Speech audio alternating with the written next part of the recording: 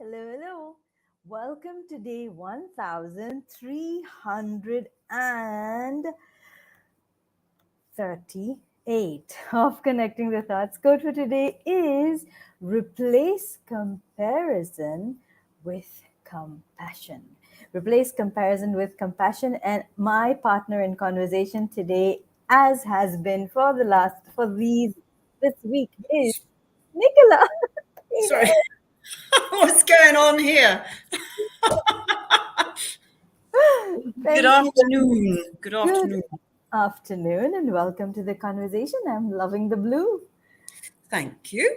Oh, We you're are blue as well, but we're different. coordinated, kind of Hmm. a different shade. So lovely, isn't it? We're starting out with looking So at is the that a colors. comparison? That's where I was taking you. So replace comparison with compassion. So we're both wearing technically blue, similar shades of colors. I have a bit of reddish maroonish, and you have a pink there. So isn't it lovely if we can look at different people from a place of compassion instead of comparing my blue from yours? Hmm. So when we let's break the two words down first, Okay, okay? cool. So Yeah, let's do that. comparison is it could be it could be comparison negatively, Mm-hmm. or it could be a comparison of a positive and useful comparison. So negative, positive, adding value, detracting. There's lots of different kinds of comparisons. And I was looking at something earlier this morning. I don't know if you saw it on. I don't know where I saw it now. It may have been in the LinkedIn. If you think about original people, all original people emanate from Ethiopia or from part of Africa, the original humans. So Yeah. black.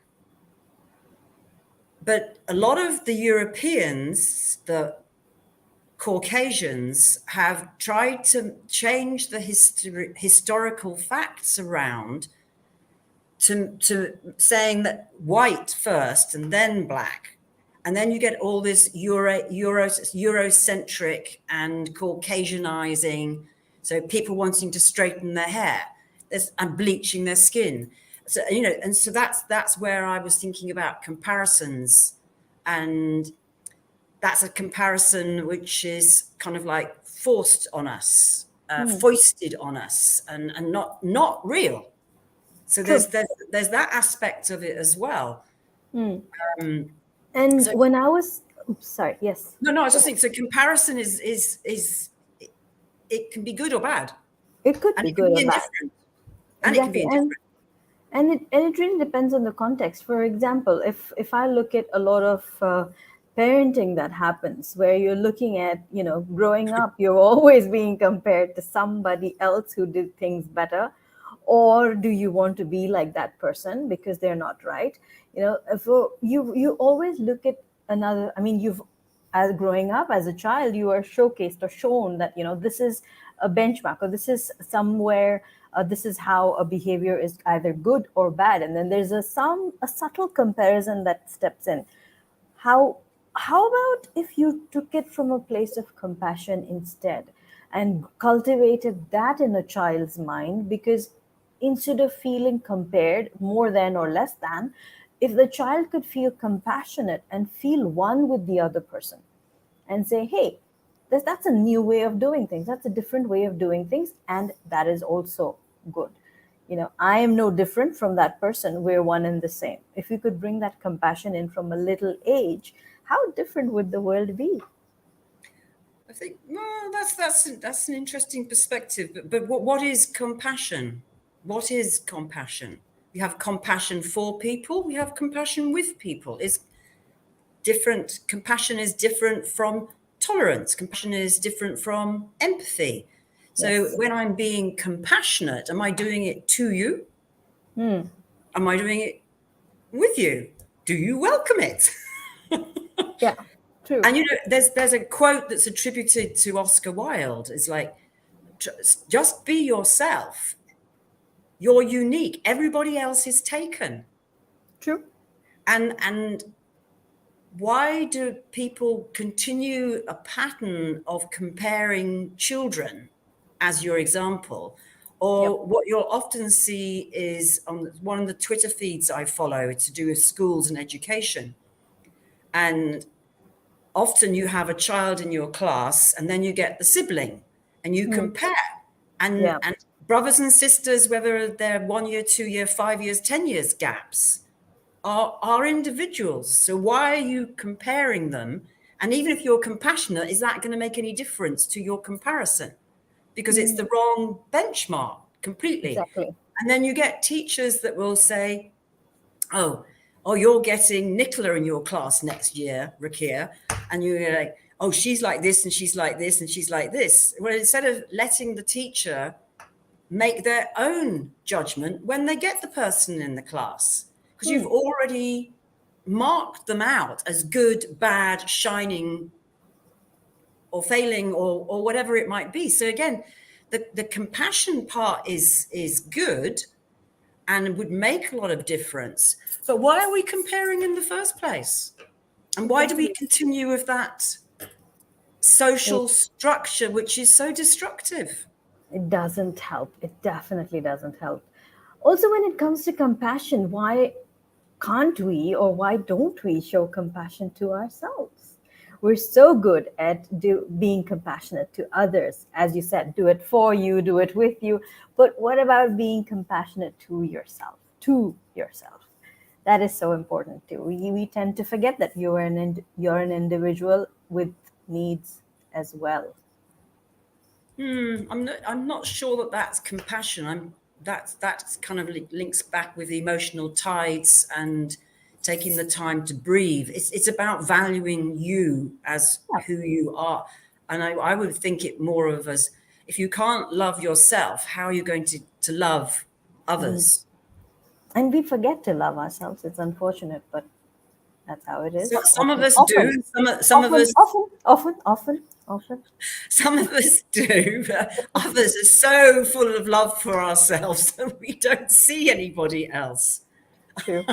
That's why often. Which is not compassion. That's just egocentricity. True that. No. True that. I mean, more compassion in the world would be definitely a plus, a benefit for all of us. For all of us. Absolutely. So, where have you, if you look at this quote and then you look at your world and the work that you do, how do you fit? Is there any kind of an overlap, or do you see any place where this is fitting in, and you can share with us a little about that?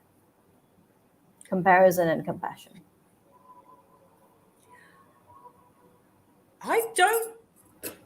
Comparison is not something I tend to do. I might compare flowers or plants or vegetables, but I don't tend to compare people, because everybody is unique. Yes. And when we're trying to be somebody that we're not, we're only failing ourselves. True. And we can only fake for so long. So fakery or imposter syndrome I see as something quite different. And when you see someone like Michelle Obama, who says she felt like an imposter until she was around the 50s, early 50. And then when she wrote her book, she talked about when you actually get to the table, you find out they don't know any more than you do. True. And so some of that, again, comes back to being compared as children, as athletes, as mathematicians, as whatever it might be. Because I use the PRISM brain mapping in most of what I do, and because I was an occupational therapist in my first career, I tend to look at individuals as individuals. Unique. Like this package of constructs and cultures and environments and learned experiences and developmental opportunities. So, like, if you think about it, we are the sum of our genes. Yes. About 50% of us coming from mother, father, etc., etc.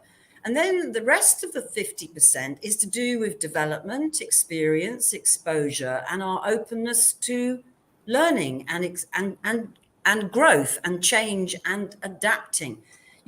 People say, oh, you can change your personality. I cannot agree with that. I think you can adapt your behaviors without compromising your sense of self in certain different situations. And again, if people say like walk a mile in my shoes. Yeah. How can you walk a mile in somebody else's shoes? Do they fit? No. One, Do you like them?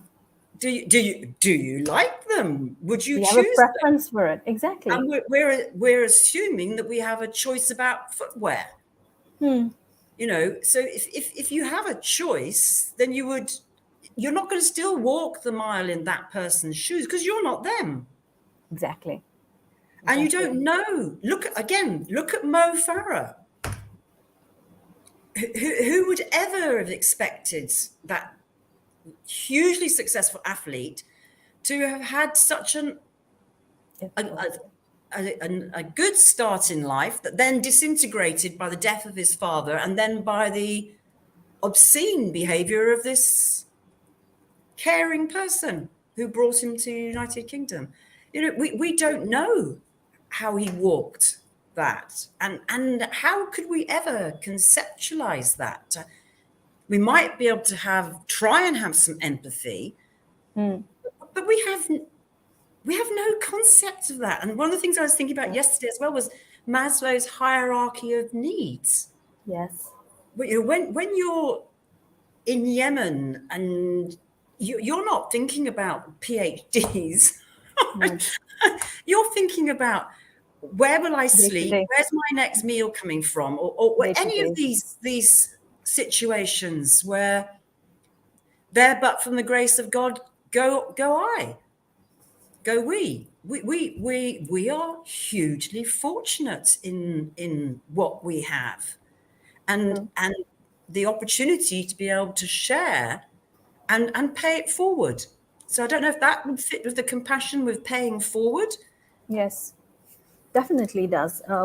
Compassion is definitely about paying forward, about being kind, about being considerate and understanding, open to different kinds of people in the world, different dimensions to a person, even on different days.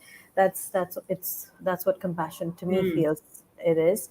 And it's all about not comparing yourself or comparing any two different people, one with the other, because each is walking their own journey, each has their own upbringing, each has their own value system, influences, community, cultures, everything that makes them who they are. So let's not compare, and let's just replace comparison with compassion, because that's definitely a better way to to comparing. Drop the comparing. It doesn't help. And we're living in a social media world where everything people post seems like, oh wow, that's a lovely rosy life, but you don't know what's going on behind the scenes, right? So well, again, look at Ivana Trump.